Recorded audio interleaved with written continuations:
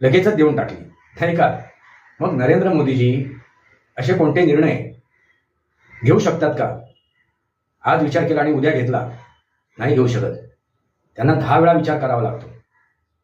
तो निर्णय घ्यायला 370 कलम हलवण्यासाठी सुद्धा अनेक उपाययोजना योजावे लागले, रणनीती आखावी लागली, एक वेळ घालवावा लागला, वेळ द्यावा लागला, ती स्थिती, ती परिस्थिती निर्माण करावी लागली आणि त्यानंतर तो 370 कलम रद्द करण्यात आला. मित्रांनो, तेवढं जर सोपं असतं या भारत देशामध्ये तर ते एका रात्री, एका दिवशीत संपुष्टात आलं असतं. कारण का? या देशातील जनता, या देशातील नागरिक, आपण म्हणतो इस्रायलमध्ये कसं काय निर्णय घेतले जातात, इस्रायल देशामध्ये कसं काय तो राष्ट्राध्यक्ष निर्णय घेतो, पण इस्रायलची जनता त्या राष्ट्राध्यक्षाच्या सोबत आहे. मग तो निर्णय चुकीचा आहे की बरोबर आहे ह्याचं पडताळ ते करत नाहीत.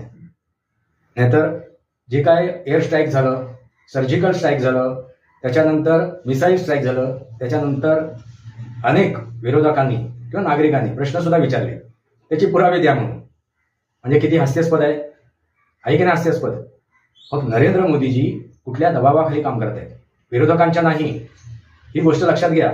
नरेंद्र मोदीजी विरोधकांच्या दबावाखाली काम करत नाहीये. त्यांच्यासाठी तो दबाव क्षुल्लक आहे. दबाव कोणाचा आहे? तर नागरिकांचा. दबाव कोणाचा आहे? तर जनतेचा, जो स्वार्थी आणि मतलबी आहे, ज्याला या राष्ट्राशी, या देशाशी काही मतलब नाही.